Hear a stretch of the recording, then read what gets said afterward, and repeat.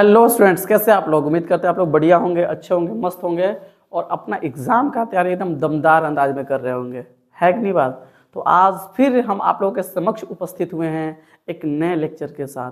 जी हाँ, class 10th के विद्यार्थियों के लिए मैथ्स का जो हम लोग का सीरीज चल रहा था टॉपिक बाय टॉपिक, आज एक नया टॉपिक के साथ हम आप लोगों के समक्ष उपस्थित हुए हैं। और इस टॉपिक से हर एक साल सवाल बनते हैं, है ना? तो आप इस टॉपिक को स्किप नहीं कर सकते हैं, तो ध्यान से देखिए। और इस टॉपिक से लगभग 2 से 3 नंबर का सवाल या 4 नंबर का भी सवाल कभी कभी बन जाता है, और आता ही आता है, कंफर्म आता है इस टॉपिक से सवाल। तो इस टॉपिक को आप स्किप नहीं कर सकते हैं, तो प्लीज़ ध्यान से देखिए, एक एक चीज़ों को समझिए, फिर उसके बाद आप लोग क्या करिए, जितना ज़्यादा हो सके उतना ज़्यादा प्रैक्टिस कीजिए, है ना? क्योंकि जब तक अगर आप लोग प्रैक्टिस नहीं करेंगे तब तक पढ़ने का कोई फ़ायदा नहीं है ना? तो हम कॉन्सेप्ट बताएंगे, चीज़ों को समझाएंगे, लेकिन प्रैक्टिस करना आपको है। आप जितना ज़्यादा प्रैक्टिस करेंगे उतना ज़्यादा आप लोगों के लिए क्या होगा, बेनिफिशियल होगा, बेनिफिट होगा। ठीक है, तो चलिए ज़्यादा देर ना करते हुए शुरू करते हैं आज के टॉपिक को। और आज का टॉपिक, जैसा कि आप लोग थंबनेल पर देख ही चुके होंगे, कि आज का हम लोग का जो टॉपिक रहने वाला है वो रहने वाला है अंक गणित का आधारभूत प्रमेय, है ना? इससे सवाल बनते हैं और इसको स्किप नहीं कर सकते अपन। ठीक है, तो चलिए शुरू करते हैं। तो आज का जो टॉपिक है वह अंक गणित का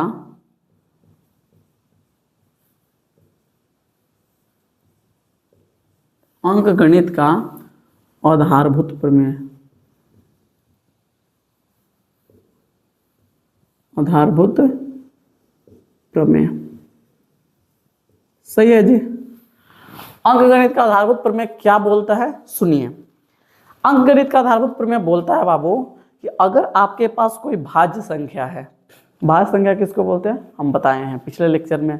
आप लोग अगर उस लेक्चर को ना देखें तो प्लीज़ जाकर के उस लेक्चर को जरूर देखिए, ताकि आपको जितनी भी संख्याएं हैं उन सब संख्याओं के बारे में आपको नॉलेज हो जाए। ठीक है, तो हालांकि अब थोड़ा सा यहाँ बता देंगे भाज्य संख्या के बारे में, है ना, ताकि आप लोग अगर लेक्चर ना भी देखे हों तो भी आपको समझ में आ जाए। ठीक है, तो अंकगणित का आधारभूत प्रमेय बोलता है बाबू कि कोई भी भाज्य संख्या को 2 या 2 से अधिक अभाज्य संख्याओं के गुणनफल के रूप में व्यक्त किया जा सकता है। क्या बोलता है, सुनिए। अंकगणित का आधारभूत प्रमेय बोलता है कि किसी भी भाज्य संख्या को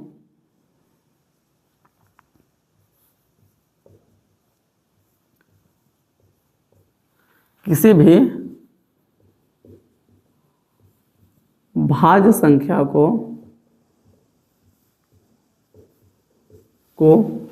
2 या 2 से अधिक अभाज्य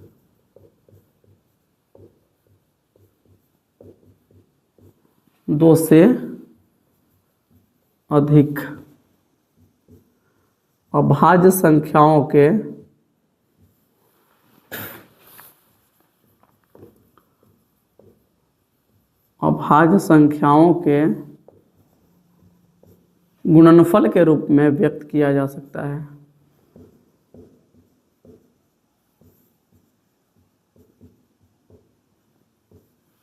के रूप में व्यक्त किया जा सकता है। ठीक है, ये कहता है अंकगणित का आधारभूत प्रमेय। ठीक है, कि अगर आपके पास कोई भी भाज्य संख्या है तो उस भाज्य संख्या को 2 या 2 से अधिक अभाज्य संख्या के गुणनफल के रूप में आप व्यक्त कर सकते हैं। अब सवाल यहाँ सर, भाज्य संख्या क्या होता है? अभाज्य संख्या बताते हैं, समझ लीजिए। हम दो संख्याओं के बारे में थोड़ा सा हिंट दे देते हैं। एक होता है भाज्य संख्या, ठीक है, और एक होता भाज्य संख्या क्या होता है? तो भाज्य संख्या वैसी संख्या होती है जो 1 और खुद के अलावा और कोई संख्या से कट जाए, है ना? मतलब 1 और स्वयं के अलावा और कोई संख्या से अगर कोई संख्या विभाजित हो रहा है तो उसको बोलेंगे भाज्य। क्या बोलेंगे, है ना? जो 1 और स्वयं के अलावा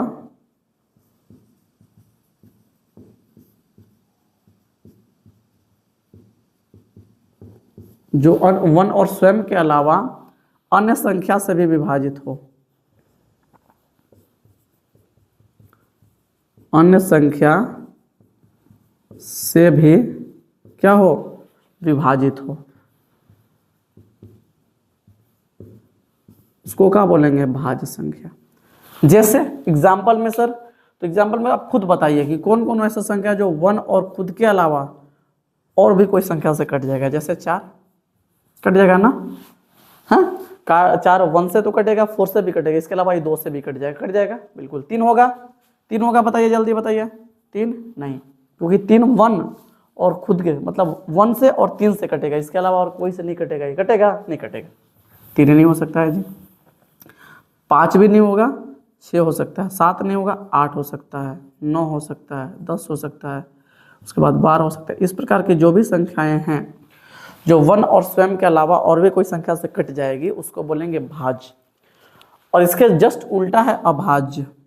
क्या है, अभाज्य किसको बोलते हैं, अभाज्य बोलते हैं इसमें देखिए, भाज्य मतलब जो 1 और स्वयं के अलावा अन्य किसी संख्या से कट जाए।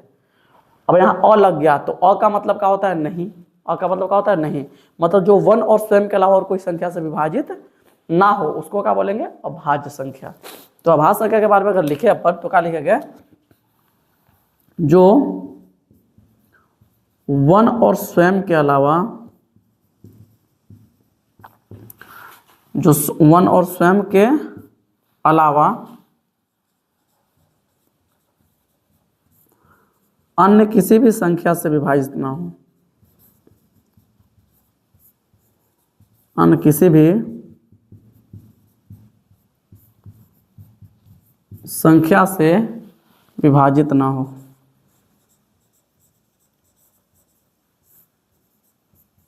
ठीक है ना, जो 1 और स्वयं के अलावा अन्य किसी भी संख्या से विभाजित ना हो, उस प्रकार की संख्या को बोलते हैं अभाज्य संख्या। जैसे जी क्या हो सकता है बताइए, आप लोग खुद बताइए। जैसे सर 2, सही बात है ना, 2 क्या 1 से कटेगा, या तो खुद से कटेगा 2 से, और किसी से तो कटेगा नहीं, नहीं जी। 3 के साथ भी वही है कि नहीं बात। 4 नहीं, 4 कट जाएगा, और से 5 भी या तो 1 से कटेगा या खुद 5 से कटेगा।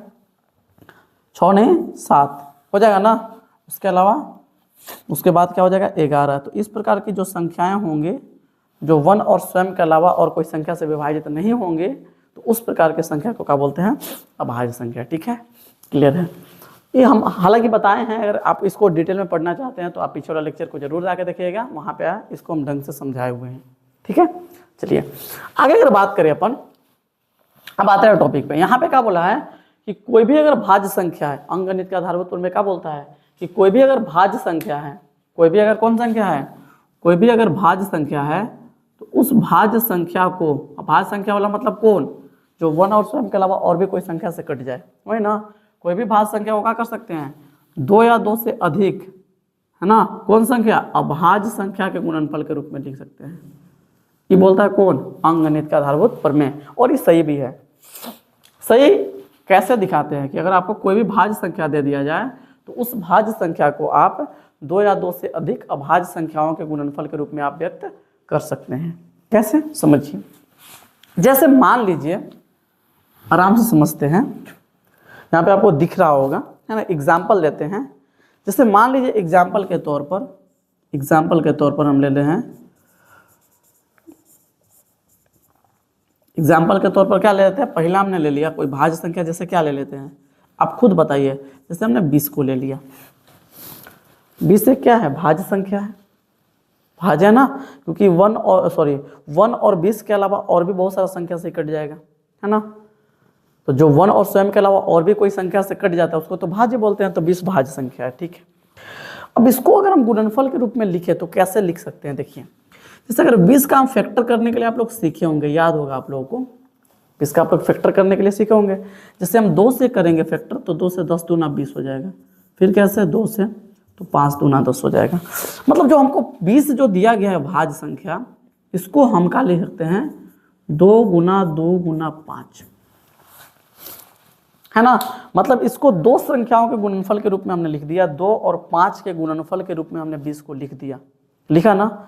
यहाँ पे जो 20 था, 20 को हमने किसके किसके गुणनफल के रूप में लिखा, 2 और 5 के गुणनफल के रूप में लिखा। और जायज अब आप यहाँ क्लियर देख सकते हैं कि 2 और 5 है क्या, 2 और 5 है क्या, अभाज्य संख्या है। 2 और 5 है क्या, 2 और 5 क्या है, अभाज्य संख्या है। मतलब हमने एक भाज्य संख्या को 2 अभाज्य संख्याओं के गुणनफल के रूप में व्यक्त कर दिया, है ना। इस चीज को आप ऐसे भी लिख सकते हैं कि 2 के स्क्वायर, क्योंकि 2 को 2 है तो 2 को 2 गुना होगा, 2 के स्क्वायर गुना कितना हो जाएगा 5। तो हमने जो भाज्य संख्या 20 था इसको 2 अभाज्य संख्याओं के गुणनफल के रूप में व्यक्त कर दिया। ठीक है। अच्छा, एक और एग्जांपल लेते हैं। एक और एग्जांपल अगर दूसरा ले सकते हैं अपन। जैसे आपको दे दिया कितना, कोई भाज्य संख्या कितना दे दिया, 182। सपोज डेट कितना दे दिया आपको बाबू, 182। अब आप खुद सोचिए कि भाज्य संख्या है जी, कि 2 से कट जाएगा, ये है कि नहीं बात। जो 1 से और 182 से तो ये कटेगा, इसके अलावा 2 से भी कट जाएगा, 7 से भी कट जाएगा, है ना। तो जो संख्या 1 और स्वयं के अलावा और भी कोई संख्या से कट जाता है उसको बोलते हैं कौन संख्या, भाज्य संख्या। ठीक है जी।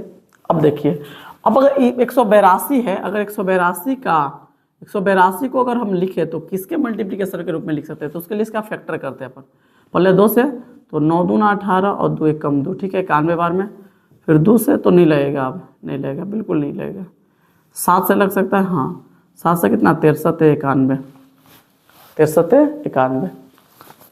तो आप वो खुद देख लीजिए कि एक जो 182 है, 182 को हम लिख सकते हैं कितना, 2 गुना 7 गुना 13, 2 गुना 7 गुना 13। मतलब 182 भाज्य संख्या था। 182 जो यहाँ है, 182 कौन संख्या है, 182 है आपका भाज्य संख्या। ठीक है, ये आपका भाज्य संख्या, बिल्कुल। और ये जो भाज्य संख्या दिया गया है हमको, ये भाज्य संख्या को हमने 3 अभाज्य संख्याओं के गुणनफल के रूप में लिख दिया, क्योंकि 2 भी अभाज्य है, 1 और स्वयं के अलावा और कोई से नहीं कटेगा। 7 भी अभाज्य है, क्योंकि 7 भी 1 और स्वयं के अलावा और किसी से नहीं विभाजित होगा, और 13 भी अभाज्य है। लेकिन यहाँ पे देख क्या रहे कि 2, 7 और जो 13 लिखा गया है, ये तीनों क्या है, अभाज्य है। क्या है, अभाज्य संख्या है।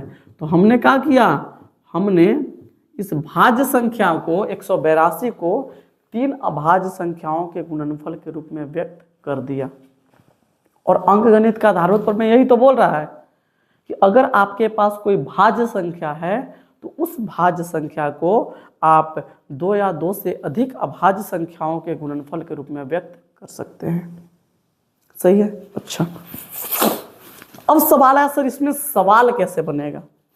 ठीक है, हम सीख तो गए हैं कि ऐसे करते हैं, ये गुणनखंड आप लोग ऐसे करने के लिए सीखे भी होंगे, पहले भी 9th में भी बताया जाता है। अब यहाँ मेन मुद्दा ये उठा कि सर इस पे सवाल क्या आएगा, सवाल समझते हैं। ठीक है, एक बहुत ही प्यारा क्वेश्चन दिया। हम बात करते हैं TRQ के। TRQ का मतलब होता है टॉपिक रिलेटेड क्वेश्चन, की जो हम टॉपिक पढ़े उससे रिलेटेड प्रश्न क्या आएगा। प्रश्न बोलेगा, क्वेश्चन बोला, पहला प्रश्न इसमें हम ले लिए क्या, क्वेश्चन हमको दिया गया कितना कि हाँ लिखते हैं 1600 में 1600 ज़्यादा 160 लिखिए, 160 लिख देते हैं। हमको बोला 160 में 2 के घात का मान बताएं। हमको एक क्वेश्चन दिया, ठीक है, कि 160 में 2 के घात का मान बताना है कि 160 में 2 का घात कितना आएगा। सही है, इसी टॉपिक से रिलेटेड क्वेश्चन है। और इस प्रकार के सवाल ऑब्जेक्टिव में पूछे जाते हैं, या फिर सब्जेक्टिव में भी 2 नंबर में सवाल ऐसा आता है। ठीक है, तो इसका अगर हल करने जाए अपन तो उसके लिए क्या करना पड़ेगा, सबसे पहले 160 हमको दिया गया, कितना दिया गया बाबू, 160। तो 160 का हम क्या करेंगे, सबसे पहले तो हमको इसका फैक्टर करना पड़ेगा। कर लेते हैं, 2 से करेंगे तो 80, फिर 2 से करेंगे 40, फिर 2 से करेंगे 20, फिर 2 से करेंगे 10, फिर 2 से करेंगे 5, हो गया 160। ठीक है, तो 160 को हम क्या लिख सकते हैं जी? तो 160 जो है इसको हम लिख सकते हैं 2 गुना 2 गुना 2 गुना 2, क्या हो गया? 1 2 3 4 5, 1 2 3 4, 5 को 2 और 1 को 5, सही है, लिख सकते हैं ऐसा। अच्छा, और ऐसा लिखेंगे तो एक बात बताइए, आप खुद सोचिएगा, गुना में पावर तो जुट जाता है, तो आप इसको 2 गुना 2 गुना 2 गुना 5 गुना लिख करके आप डायरेक्ट 2 के घात 5 भी लिख सकते हैं। तो यहाँ पे हम लिख सकते हैं 2 के घात क्या हो जाएगा? 5, और गुना कितना हो जाएगा? 5। अब हमसे पूछा क्या गया था? हमसे पूछा गया था 160 में 2 का घात, तो 2 का घात कितना है? ऊपर ही वाला तो घात होता है, जो यहाँ पे लिखा गया है ऊपर ई वाला ई, यही तो घात है, ये ना घात है। तो 160 में 2 का घात कितना मिल रहा है हमको? 5, है ना। तो इसलिए 2 का जो घात आया, से 2 का जो घात आया घात, तो 2 का घात कितना आया जी? 5, यही मेरा आंसर है। समझ में आ रहा है चीजें? इस प्रकार का सवाल बनता है, ठीक है। तो 160 में 2 का घात कितना मिला आपको? 5 मिला, ठीक है।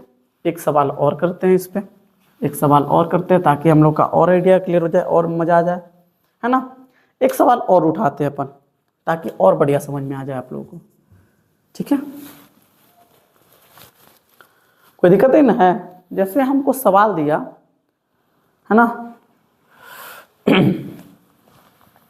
हमको सवाल दिया कि 375 में 5 का घात, 5 के घात का मान ज्ञात करें, है ना। 375 में 5 का घात होगा, का घात होगा, हमको ऐसा सवाल दिया कि जो 375 लिखा गया, 375 में 5 का कितना घात होगा, 5 घात निकालना है। तो सेम मेथड को फॉलो करेंगे, है कि नहीं बात। तो सेम मेथड को अगर फॉलो करें अपन तो क्या करेंगे हम बाबू? हल करने जाएंगे हम, क्या करने जाएंगे? हल करने जाएंगे, ठीक है। अब हल करने जाएंगे तो क्या करेंगे? उसके लिए मेरे हमको दिया गया 375, तो फैक्टर कर लीजिए। तो 375 का अगर आप फैक्टर करने जाते हैं बाबू तो कैसे लगेगा? सबसे पहले 3 से लगाएगा तो हो जाएगा 125, कितना लगेगा? 125। तो यहाँ मेरे ख्याल से स्पेस कम बच जाएगा, फिर भी देखते हैं अपन। फिर क्या करेंगे? फिर यहाँ 5 से लगाएंगे तो 5 से हो जाएगा 25, ठीक है। फिर 5 से लगाएंगे तो हो जाएगा 5, हाँ ठीक है, हो गया, सही है ना। 3 से किए जो 125 थी, अब 375 होता है। फिर 5 से करेंगे तो 5 से किए तो 25, 25 25 125, फिर 5 से किए तो कितना आया? 5, ठीक है। चलिए ठीक है, यानी 375 को हम क्या लिख सकते हैं? जो तो 5 का घात कितना मिल रहा है? 3 ही तो मिल रहा है। तो इसलिए 5 का जो घात हो गया इस क्वेश्चन में, इसलिए 5 का घात जो हुआ वो कितना आ गया बाबू? 3 आ गया, यही मेरा आंसर है, सही है। तो इस टाइप के सवाल बनते हैं इस टॉपिक से, ठीक। आगे अगर बात करें अपन तो आगे जो सवाल बनता है इस टॉपिक से रिलेटेड, हमको एचसीएफ और एलसीएम से रिलेटेड सवाल बनता है कि अभाज्य गुणनखंड विधि द्वारा, है ना, या फिर अंक गणित के आधारभूत प्रमेय का प्रयोग करके, है ना, निम्न संख्याओं का एलसीएम और एचसीएफ ज्ञात करें। उसको भी थोड़ा सा हम डिस्कस कर ही लेते हैं, ठीक है। एक आध क्वेश्चन करते हैं और बाकी का जो क्वेश्चन होगा हम नेक्स्ट लेक्चर में करेंगे, ठीक है। तो देख लीजिए थोड़ा सा, एक सवाल और बनता है इससे रिलेटेड, क्या बनता है कि अंक गणित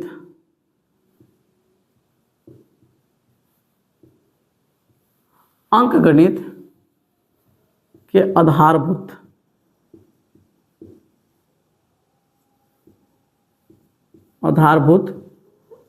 प्रमेय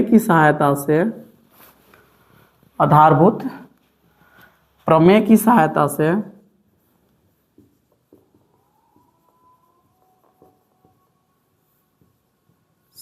से, क्या, 2 संख्याओं, है ना, आधारभूत प्रमेय की सहायता से दो या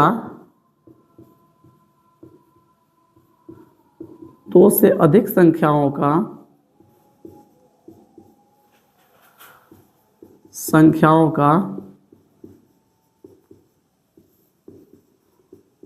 HCF एवं LCM ज्ञात करना।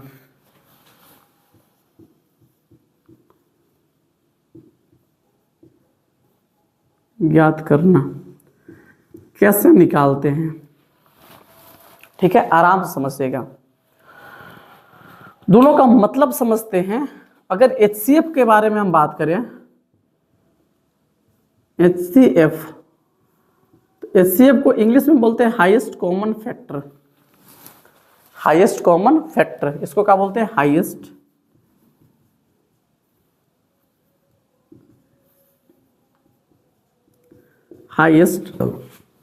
कॉमन फैक्टर, ठीक है। इसको बोलते हैं महत्तम समापवर्तक, है ना, महत्तम समापवर्तक बोलते हैं HCF को। क्या बोलते हैं? महत्तम समापवर्तक। शॉर्ट में इसको बोलते हैं मस्सा। हम लिख देते हैं क्या, इसको क्या बोलते हैं? मस्सा। मस्सा का मतलब होता है महत्तम समापवर्तक, ठीक है। और एक है LCM। LCM इसको बोलते हैं वो लोएस्ट कॉमन मल्टीपल।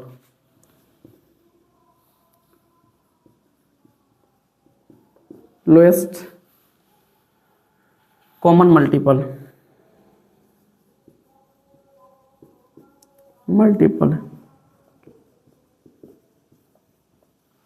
है ना, लोएस्ट कॉमन मल्टीपल। इसको बोलते हैं लघुत्तम समापवर्तक, इसको शॉर्ट में बोलते हैं लसा, है ना। लोएस्ट कॉमन मल्टीपल, इसको क्या बोलते हैं? शॉर्ट में लसा बोलते हैं, ठीक है, बिल्कुल। कैसे निकालते हैं समझिए। इसका नाम क्या है? Highest common factor. क्योंकि अगर आपको दो नंबर दिया जाए, दो संख्या दिया जाए, तो उन दोनों नंबर के बीच कितना हाईएस्ट कॉमन हो सकता है, ज्यादा से ज्यादा कितना कॉमन हो सकता है, वही है HCF, है ना। कोई दिक्कत? और LCM क्या है? उन दोनों के बीच कितना लोएस्ट, मतलब उन दोनों, मतलब कौन वैसी संख्या होगी जो उन दोनों संख्या से कट जाएगी, उसका मतलब होता है लोएस्ट कॉमन मल्टीपल। वह छोटी से छोटी संख्या जो उन दोनों, मतलब अगर दो संख्या का LCM निकाल रहे हैं तो उसका मतलब ही है कि वह छोटी से छोटी संख्या हम निकाल रहे हैं जो उन दोनों संख्या से क्या हो जाए? विभाजित हो जाए, वही होता है LCM। और HCF वह बड़ी से बड़ी संख्या जो दोनों संख्याओं में क्या हो? कॉमन हो, है ना। अगर मान लीजिए दो संख्या, देखिए पहले HCF और LCM का मतलब समझ में आना चाहिए। बहुत सारे बच्चों को HCF और LCM का मतलब ही समझ में नहीं आता है। हाँ, क्वेश्चन तो बनाते हैं वो, लेकिन क्वेश्चन क्या कर लेते हैं? रट के बना लेते हैं, कैसे भी बना लेते हैं, लेकिन आपको HCF और LCM का मतलब पता होना चाहिए, तब आप कभी भी HCF और LCM में नहीं फंसेंगे, ये मेरी गारंटी है, ठीक है। तो HCF का मतलब अगर बात करें हम, जैसे मान लीजिए अगर दो संख्या हमको दे दिया गया A और B, है ना, दो संख्या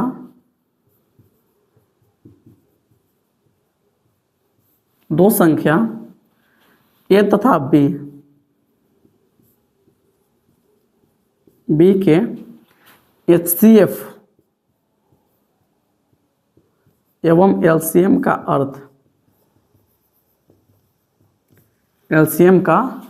अर्थ या मतलब क्या है? इन दोनों का मतलब समझना बहुत जरूरी है। बहुत लोग इसका मतलब नहीं समझ पाते हैं, समझिएगा।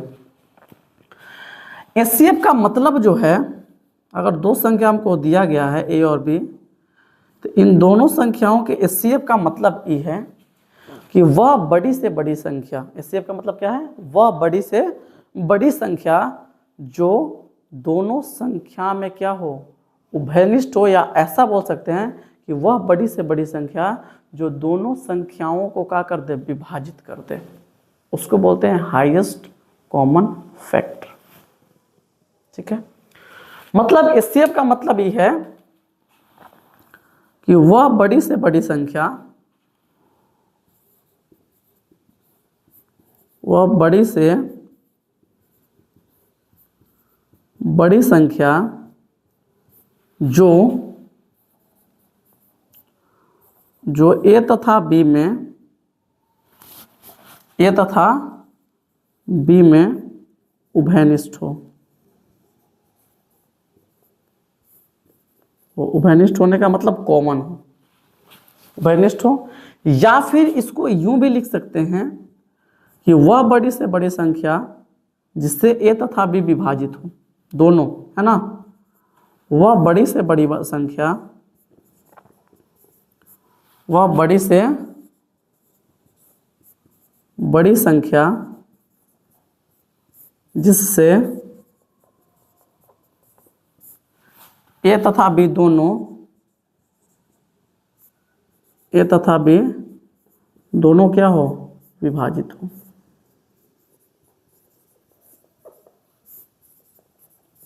यही है HCF।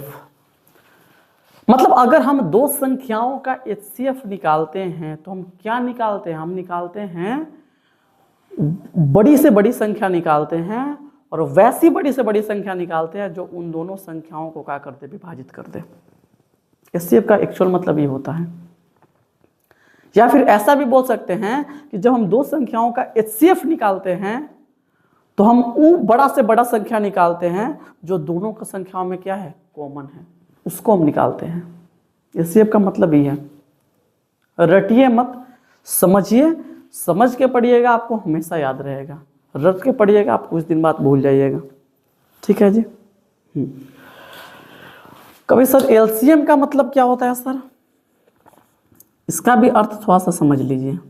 LCM, HCF तो हो गया ना, एक मिनट सॉरी, हम बात करते हैं अब LCM का, कि दो संख्याओं के LCM का मतलब क्या होता है।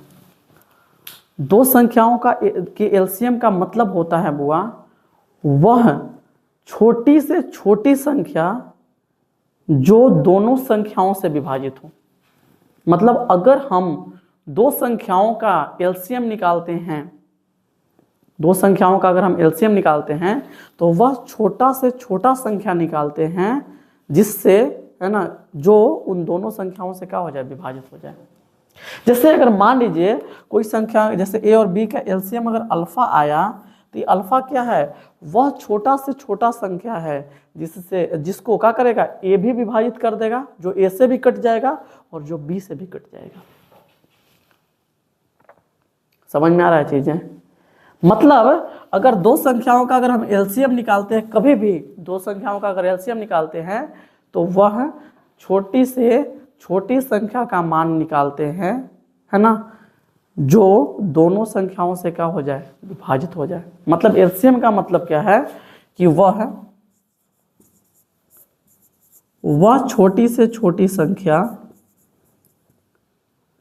वह छोटी से छोटी संख्या जो A तथा B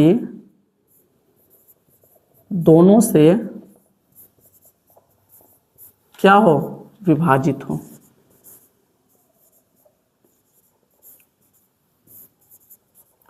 LCM का मतलब ये है। LCM का मतलब बस इतना है कि वह छोटी से छोटी संख्या जिससे जो का हो A और B दोनों से विभाजित हो। अगर A और B के LCM निकाल रहे हैं तो हम क्या निकालते हैं, हम छोटा से छोटा नंबर निकालते हैं जो क्या करे, जो A से भी कट जाए और B से भी कट जाए। ठीक है, ये होता है HCF और LCM का एक्चुअल मतलब। उम्मीद करते हैं आप लोग को यहाँ तक क्लियर होगा। ठीक है, हम इस लेक्चर में क्वेश्चन नहीं कर पाए, कोई बात नहीं, लेकिन कॉन्सेप्ट को ढंग से समझ लिए। ठीक है, तो अगले लेक्चर में हम आप लोग के समक्ष उपस्थित होंगे। यही अंक गणित के आधारभूत प्रमेय पर आधारित जो क्वेश्चन होता है HCF और LCM वाला, है ना, उसको लेकर के हम आप लोग के समक्ष उपस्थित होंगे, है ना। तब तक आप लोग इसको बढ़िया से देखिए, रिवाइज कीजिए, है ना, और इस टाइप का जो भी सवाल है, इस टाइप का जो भी सवाल आपके प्रश्न एग्जाम में आया है इस टाइप के सवाल को सोल्व कीजिए। बाकी हम HCF और LCM का से रिलेटेड जो सवाल है उसको हम अगले लेक्चर में बात करेंगे। आज के लिए इतना ही रहने देते हैं। आप लोग इसी प्रकार से हंसते रहिए, मुस्कुराते रहिए, है ना, और अपने एग्जाम का तैयारी एकदम बेहतरीन तरीका से करते रहिए। मिलते हैं अगले लेक्चर में। Bye bye, take care, best of luck.